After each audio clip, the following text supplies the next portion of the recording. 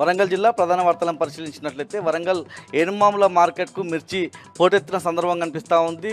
4 రోజుల సెలవు అనంతరం రైతులు పెద్ద సంఖ్యలో మిర్చి బస్తాలను పట్టుకొచ్చారు. ఈ సీజన్లో ఇదే ఎక్కువ సంఖ్యలో మిర్చి బస్తాలు తెచ్చారని చెప్పి అంచనా వేస్తున్న సందర్భం కనిపిస్తూ ఉంది. ఈరోజు 95,000 పైచిలకు మిర్చి బస్తాలను రైతులు తీసుకొచ్చారు. తేజ రకం మిర్చి పంటకు సంబంధించి క్వింటా 12,800 రూపాయలు పలికిన సందర్భం. 1-2 రకాల మిర్చి 30,000 పలికితే అన్ని రకాల మిర్చి ధరలు కూడా 13,000 పైచిలకు కూడా పలకకపోవడంతో రైతులంతా కూడా అసహనం ఆగ్రహం వ్యక్తం చేస్తున్న సందర్భం కనిపించింది.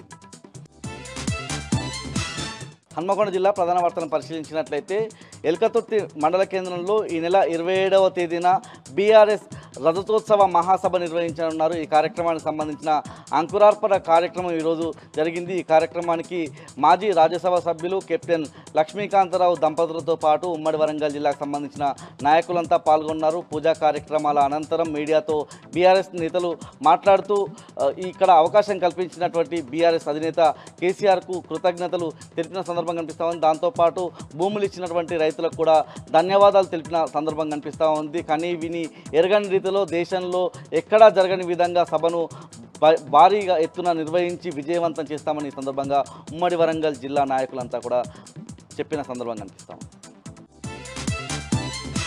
తెలంగాణ జిల్లా ప్రధాన వార్తలను పరిశీలించినట్లయితే ఇటీవల ఛత్తీస్గఢ్లో ఎన్కౌంటర్లో మృతి చెందిన దండకారణ్యం స్పెషల్ జోనల్ కమిటీ మెంబర్గా ఉన్నటువంటి Gummadavelli Renuka alias Midko alias Banu alias Chaitu మృతదేహం సొంత గ్రామానికి చేరుకుంది.